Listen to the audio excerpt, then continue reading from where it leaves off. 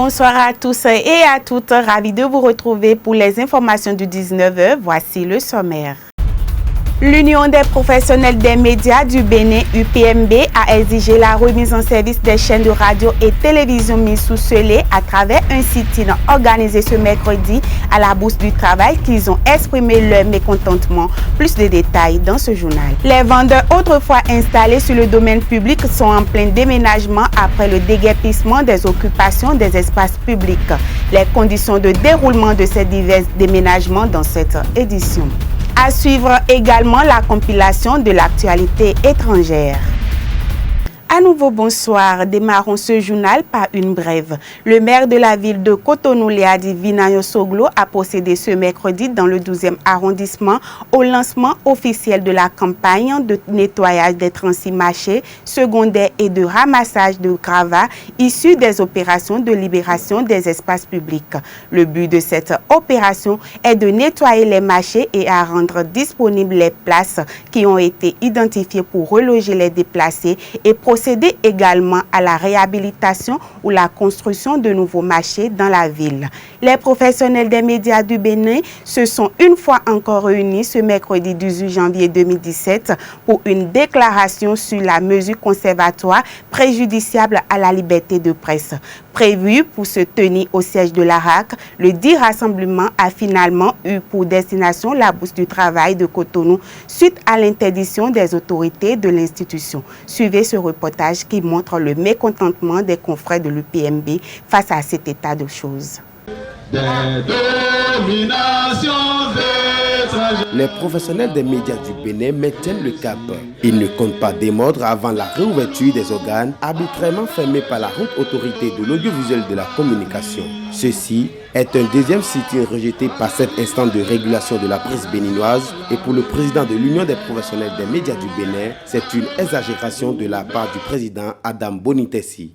L'actuel président de la HAC ne ménage aucun effort pour passer comme le président de la HAC le plus tristement célèbre. Alors qu'il a été nommé pour défendre la liberté, protéger la liberté de presse, il préfère en être le prédateur. Depuis environ 2 mois maintenant, sans passer par le service commercial, il trouve une place à la une de tous les journaux. Ceci parce qu'il a violé les principaux instruments destinés à l'éclairer et à l'inspirer dans sa mission républicaine. Nous sommes plus que convaincus qu'il ne reste que la pression pour décourager à jamais les prédateurs de liberté dans notre République. Avec tous les problèmes des médias et les agents et les ardents défenseurs de la liberté, nous disons plus jamais ça. Les professionnels des médias du Bénin, unis dans cette mobilisation, s'insurgent contre les arguments avancés pour fermer les espaces de liberté. On arrête des médias qui sont critiques. Je vous en prie, mon peuple a besoin de Soleil FM, mon peuple a besoin de Eden TV, mon peuple a besoin de Télévision et autres. Je vous en prie, battons-nous, c'est notre combat, c'est le combat d'un peuple. Ce n'est pas seulement le combat d'un journaliste, je le dis haut et fort. Est-ce qu'il y a des pylônes? Est-ce qu'il y a des dipôles sur l'antenne de Soleil FM? C'est à côté là, à côté de Bourse du Travail que nous émettons. Depuis bientôt 2 mois, ces entreprises de presse ont des pertes, ce n'est pas son problème et cela a des impacts sur le plan économique. Les dirigeants de ce pays ne font rien justement pour que la situation soit réglée et nous pensons en tant que journalistes que c'est notre devoir, c'est notre lutte. Il compte lutter jusqu'à l'entendement du président de la haute autorité de l'audiovisuel et de la communication, Adam Bonitessi, pour satisfaire leurs revendications. Toujours dans le cadre du sit-in, je vous invite à suivre quelques syndicalistes et le président du parti des valeurs républicaines au micro de Enoch Lahade et Billy Laibi. Le garant de la Constitution, c'est le chef de l'État. Quand il y a musellement de la presse, quand il y a restriction de liberté, quand on ferme les espaces de liberté dans un pays, le premier responsable du pays, c'est le premier magistrat de la nation par excellence, c'est le chef de l'État. Et donc, constitutionnellement, Bonitessi devait être interpellé depuis, pas celui qu'on a voté le 20 mars dernier. Et puisque le silence du gouvernement se rend coupable par rapport aux faits dramatiques qui constituent, n'est-ce pas, une honte aux yeux du continent, par rapport à la liberté de presse qui est muselée au Bénin aujourd'hui à l'ère du nouveau départ, permettez-moi en tant que chef de parti, démembrement du peuple. Parce que l'organe d'information qu'est conçu dans la presse, ça rend service à tous les gens du pays, non pas seulement les journalistes, mais tout le monde. Et donc, le premier responsable de ce qui se passe aujourd'hui au Bénin, et puisque le gouvernement de Talon Patrice a choisi donc de se taire, c'est Talon que le parti des valeurs républicaines rend responsable. Talon wa ouamiton, que les dit Agbodo que les dit. Talon wa ouamiton, que les dit Agbodo que les dit. Bonitesi wa ouamiton, que les dit Agbodo. Nous demandons à la HAC de se réunir immédiatement sur la question. Ni en urgence pour régler cette situation de façon définitive. Parce qu'en fait, les libertés sont chères à la démocratie.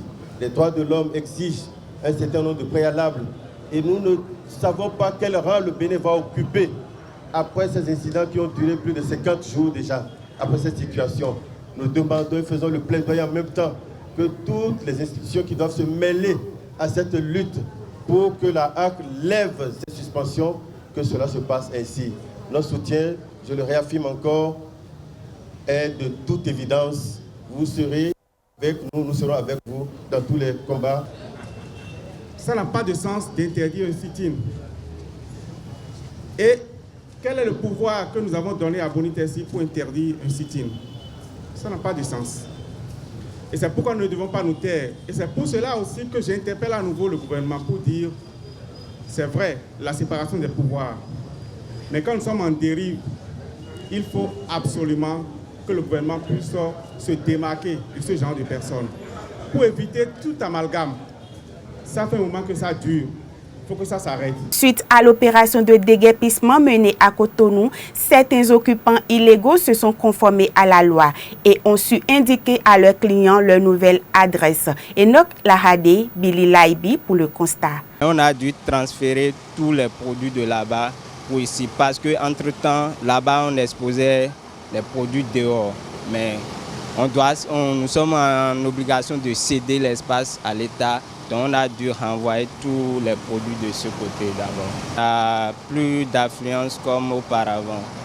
Parce qu'il ça va pouvoir prendre du temps avant que les clients nous sachent qu'on a transféré les produits ici. C'est pourquoi on a mis une affiche là pour pouvoir leur indiquer que nous sommes en face. Mais jusque-là, ça ne donne pas comme avant, quoi. Parce qu'il y a beaucoup d'illettrés, il y a des gens qui passent, c'est les produits exposés dehors qui frappent leur vie et qui fassent qu'ils voient que ici il y a des ventes de produits électroménagers, mais là maintenant il n'y a pas de produits dehors.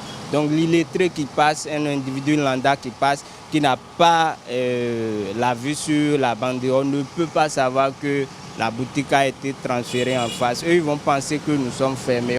Depuis que ça ne va pas du tout. Ça ne va pas. Puisque quand j'étais au Carrefour là-bas, les gens qui passaient, même si ce n'est pas mes clients, les gens qui passaient par là, ils s'arrêtaient pour prendre du crédit ou acheter quelque chose. Maintenant, quand je suis rentrée dans la vente là, c'est autre chose. Depuis le matin, je suis là. Ça ne va pas du tout. Malgré que j'ai mis une affiche là-bas, seuls mes anciens clients là, ce sont eux qui essaient de venir faire moi.